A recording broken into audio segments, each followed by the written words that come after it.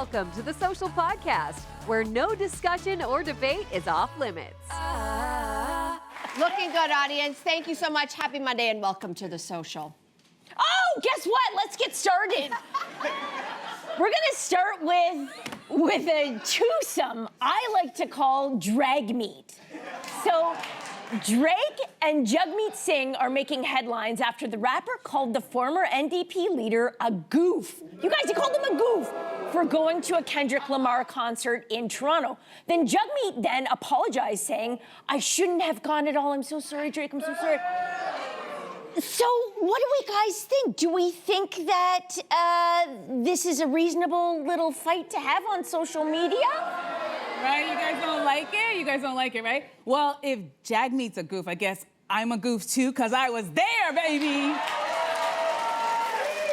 I think we have some footage. That is some of the footage that I took while I was there. I had the time of my life. This was such a good concert. He was on my bucket list to see him, and he delivered. That's me enjoying my time there.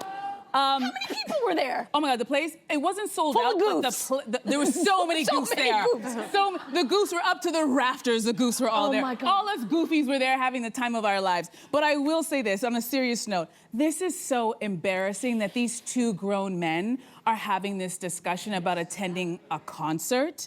One of them, yes, Drake is 37 and Jagmeet is 46. And let me just say this, Drake kind of trying to tell people they're not allowed to go to a concert is so not hip hop that I don't even know where to go with that. It's so not the culture. But also, to make matters even more ick and cringe, was also Jagmeet's response to it, because he immediately he apologized and was like, "No, I was there for SZA." That's so Canadian. And it was like, come on. It's like, if you're gonna go, own it 10 toes down and say you wanted to be at the concert. You're allowed to be there. This beef between Kendrick and Drake is specifically that. It's between Kendrick and Drake. And if you wanted to go to a concert, go to the concert. And this idea that people are being bullied to not go, and I will tell you, I was excited to go, and I announced on the show that I was going when he came. I cannot tell you how many people whose names I will not say were afraid to go, or they said they were going, but they were not gonna post it on social media because they were afraid of the backlash from Drake fans. And I was like, are you kidding me? That's why I was like, I'm gonna show you my face, and that I was there, because here's the thing, like, unless you pay my bills, you're not stopping me from going where I wanna go. Thank you very much. Here's the thing, between Drake and Jagmeet, and Elon and Trump fighting, I never want to hear one more time that women are too emotional to me. I never want to hear it again. You know what? I think it's lovely that men are being emotional and you want to fight and all of that. I think wonderful, because apparently that has been a detriment to our gender since the beginning of time, and it sounds like, you know what? It's open season for all of us to be petty. Okay? That's number one. That's number one. So we can still be the leaders in our respective industries and have a full-on fight on social media. It's apparently okay now. But number two, and I do have to ask this of you, Andrea, the song They Not Like Us. Yep. Which is the song that was the end of the beef, and we were all watching it. We talked about it on this show. It was on the Super Bowl halftime. It was everywhere. Yeah, everywhere. So listen, catchy song, right? Yep. Correct me if I'm wrong. The they in they just not they not like us. Oh, I love this. I know where you're going. Come. Isn't it, honest question? Us is Kendrick and company. Isn't the they that he's talking about, they not like us, actually us? When you say us, Canadians? When you say Canadians! us, see, you know what? This is a type of Drake fan bait that they try to give us. I'm not falling for that nonsense at all. If Kendrick really had an issue with us, why would he put us on a tour date? Why would he not do one? Because he likes money. But he likes money. No, let me tell you something. There are a lot, he would make that money without stopping here. There are a lot of American artists who have a full tour and they don't have a single Canadian date. I know this because I have to fly down to wherever they're performing. If he really had a problem with us, if we're the they, why would he stop? He loved us. He gave us a fantastic concert. And to conflate the two and say, oh, this is him insulting Drake is him insulting all of us. No, he's going after Drake, and we all know that. And Drake took an L, and he lost this battle. I am not for one second. Not for one second did I think he was talking to me. Not for 1 second. I hear you. I guess this is the thing. I'm a fan of Kendrick. I think he's an incredible artist. And let's not forget that it was Drake who started this rap beef, this rap battle, okay? Yep. So if we're talking about pettiness, the whole thing was kind of petty to begin with, right? Absolutely. Like, let's just admit it. Yeah. And like, I think I can understand. It makes me a bit cringe that Drake did this and then posted about it. Again, if he knows Jagmeet and wanted to say, like, hey, man, you were a politician. I've done a lot for this city. You believe in this country. Yeah. I believe in this country. Like, they could have had a private conversation about that. But to post about it, it's hard to defend. And yet I do go back to whether or not they not like us or not like us, it has anything to do with Canada. It was in a Canadian space. It was in Toronto with a Canada flag in your footage sitting right up there. And in this particular time, to have a bunch of people singing along with this, Canadians singing along in unison with an American, singing about American kind of ideology, it makes me feel uncomfortable. Like, this is one of those examples. Do you think the fans, if that was the truth, do you think we would have filled that? Those tickets were not cheap, y'all. Do you think if we really took it personally and thought that he was attacking us, do you think that we would have gone and supported that concert? But what I'm saying is that it reminds me of all the ways in which Canada always eats their own.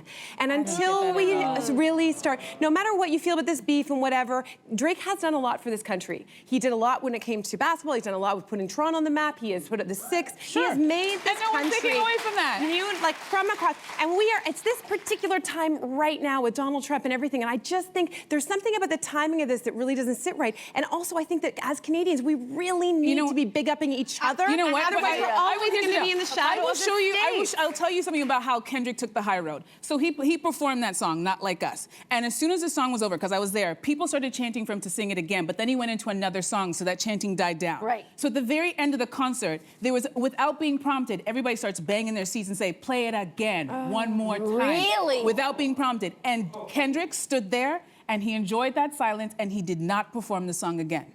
Okay. He took the high, because he could have performed that song, because when he was in Los Angeles, he performed that song like 8 times in a row. He just kept on giving it to them. But when he was here, he stood on stage while people were begging for it, and he didn't do it. He could have been petty, and he could have did the song a million times. We're not going to get to the end of, try to imagine getting into these artists' heads, but we do have another musical story to go to next, because just a few months after Beyoncé made history as the first Black woman to win a Grammy for Best Country Album, the Recording Academy, y'all, has now made a major change to a category in the Grammys. Starting in 2026, there will now be 2 awards, Best Contemporary Country Album and Best Traditional Country Album. Okay, let's tear this apart. We don't have a lot of time because Drake, you ate up all the time, Drake. Oh my God. What do we make of this new category? Well, I think a lot of us probably felt at first like the Grammys were kind of being like babies, you know, and maybe the R word, a little racist, because Beyonce won Country Album of the Year and they were like, oh no, now we gotta have another category. But then I did a little more reading about it, and I actually think Beyonce did a good thing, and they were recognizing that she did a good thing. She made a country album that was so outside of the box that it inspired to make this second category. And it would be maybe concerning if there weren't second categories in other genres of music. So for example, they have traditional versus contemporary in R&B, in rock, in pop, and I think also in jazz. And they started those second categories because some people really want to pay homage to a genre's heritage, but then you can't corner an artist, right? You can't make them not stretch themselves and color outside of the box, so they do these 2 categories. And in a sense, doesn't it just mean more opportunity for more artists because they get to make more music? So I see it as a positive thing. Yeah, I agree with you. Yeah. I think music is always evolving. If you took a look at what the Grammys were in the 60s, that's not the music we're listening to today. It's just not. I think the Grammys, they have a relevance problem, because if you take a look at ratings for the Grammys, they have been on the steady decline over the last 10 years. How do you stay relevant? You have to still appeal to what the young people are listening to. And you know what young people are listening to? Beyonce's version of country. Yeah. That's what we're listening That's a beautiful to. thing. So that's what it is. It's a I little think bit about the evolution. timing Thank you very much. of this, Oh, right? but I read that the committee actually has been trying to get this new category for years So and it years. just happened after just Beyonce happened. cleaned house on all the country awards It at the did, Grammys. but I view that as a positive thing because they saw Beyonce as stretching the limits and looking at the potential Or were of their what country feathers music could ruffled be. because they're not really... Listen, I will remind you guys, remember that song Old Country Road by Lil Nas X? Yes. Yeah. Remember that's 2019, it came out, it went diamond, it was on the Billboard charts for 19 weeks. And I don't know if people remember this, but the Billboard actually ended up removing that song from the charts, from the country charts, because it said it didn't embrace enough elements of today's country music. And Lil Nas X, along with a lot of people, were like, this sounds a little bit like racism that's happening here. So I feel like now that Beyonce, he was a brand new artist, he complained, but he was a new artist in the space, so it didn't really go anywhere. Enter Beyonce in the chat, she's a much bigger artist, she cleans house, and She all won. of a sudden there's a change in the categories of traditional and contemporary. Yeah. I don't want to say it, I'm just going to put the information out there and you make up your mind for yourself as to how you feel and why this is happening now. So Tinder, the world's largest dating site, is testing out a new height filter for premium users, and it is upsetting a lot of short kings. So do we think there should be a height filter on dating apps? Sure, why not? I don't know. I think there's filters for plenty of other stuff, but I do think it's a shame. Like some women, if they use that filter, they're going to be shrinking the size of their dating pool, shrinking. Oh my God! Right. I did not mean that. My short kings, I apologize. I didn't want to say it, but I'm glad There's you no caught shrinking. yourself. No shrinking. Anyway, that's what I think about that. Listen, anybody who's on the dating apps, I've been on I tried all the dating apps. People already can put their height in there. And I'm gonna give you guys a huge secret. People lie on those apps. There are married matter. people who telling you they're single. There are girls who tell you that they're outdoorsy and love sports and they don't. And there are men who are 5'6" who are telling you that they are 5'9" and they're not. So is it like, I feel like everyone lies about, like my doctor asked how much I weighed the other day. I lied, I dropped it by 10 pounds. right. Like, isn't that a natural kind of thing? We should expect that. There should be a curve, no? Yeah, I hear you. I just think I'm a recovering heightist, I would say. I think I've had initially... mean? Well, I You're used safe, to... you're Thank you. We're safe Okay, here. wait. I feel like I only dated a certain... Like, I wanted a 6-foot guy, a certain tall... Because you know why? If I'm being perfectly honest, it's because it made me feel smaller. I think that's, if we're being perfectly honest in the straight I world, don't know about it's that. usually the idea Yeah, like there's yeah. a protective kind of thing. And when I started to like think about it more logically, I was like, I don't actually even believe in that. And so we look better in pictures? Like, what am I falling into here? Yeah. What image am I You know what? buying into? I'll give you one. Okay, so when I was in high school, I had a boyfriend who was smaller than me, shorter than me and smaller than me. And then this guy came out of nowhere and started a fight with him. And for us, like, it was real, this guy really wanted to beat him up. He had his fist ready and everything. I don't know, he had the wrong person. And for a second, I was like, I'm gonna have to step in and beat this guy up because my boyfriend, he's too small. Wait a minute. Have you not seen... Get in there.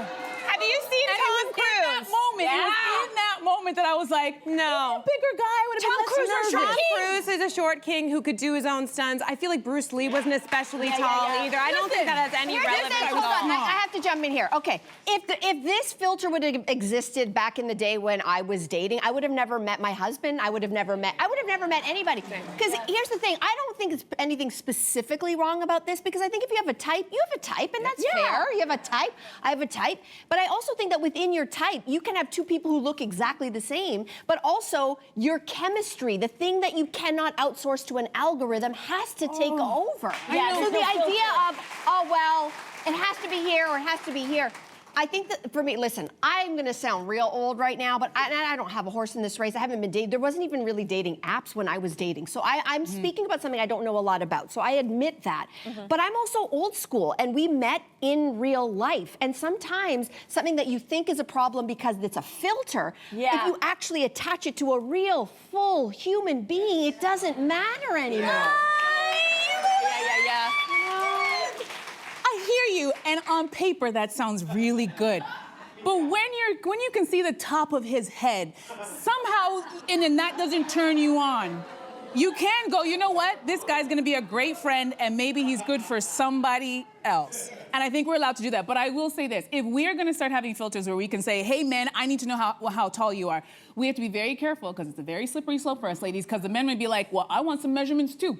Yeah, I only want a girl who's and got then you lie. C cups and up. And now all of a sudden we don't like it. a mob boss. Because that's how I think all the dudes talk. Hey, ladies, I want to go with a C and bigger. So we have to be careful it's true, about though, right? getting into that because what's good for the goose is good for the gander. That's all I'm saying.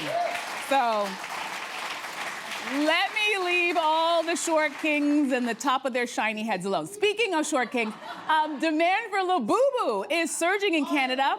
The viral monsters are featured in over 1 million TikTok videos and sell out in seconds. So getting your hands on them is an expensive challenge, one that can run you at least $90. I know, right? So how do we feel about the hype about this, ladies? Oh my gosh, okay, this is where I'm gonna take 2 seconds. I love when North America thinks that they found a trend, and it's been raging in Southeast Asia for 2 full years. Wow. Okay? This ain't new to the Asians. So welcome to the community, friends. Welcome. So this has been raging, and a lot of people are like, oh, it's because Kim K and Rihanna, they had the Labubu on their purse and they kicked off a trend. They were copying Lisa from Blackpink. So Lisa from Blackpink, you know her, she put a couple of Labubus on her bag and all of a sudden they went haywire. That was almost 2 years ago. But guess what? My daughter, she's making us poor because she's straight into the Labubus. There's hers that's a good with her one. little Mew Moo. And you know why they're cute? You guys can totally get this. You know the blind box? By the way, this is my cousin Raquel's collection. Oh my God. She just came back from Hong Kong, and they're 25 bucks there. They're charging us 65 for the same ones here. Tell her to call me. Just Tell say, her to call me. You got a person? No, You got a but I need a person? person. Oh, you need a Good. person. Yeah. She's the person. I'm like, I'll spend the money because I like it. But you know what? I think, you know why? Because it taps into a childhood thing for me. I don't know if you guys had Hello Kitty or Monshishis or the troll dolls, you know, all of those little that's what collectible, cute little older, things. like Beanie Babies and even Cabbage Patch Kids. Yeah. The Labubu is just, the Beanie Babies. Yeah. The Labubu to me is just today's Beanie Baby, today's Monshishi. So I get it. The kids, I understand why your daughter likes But it. now I love they're it. wearing like Gucci outfits. You can actually buy expensive designer Chanel and outfits. Gucci. That's where I'm like, no, it's not exactly the same But thing. it's really fun.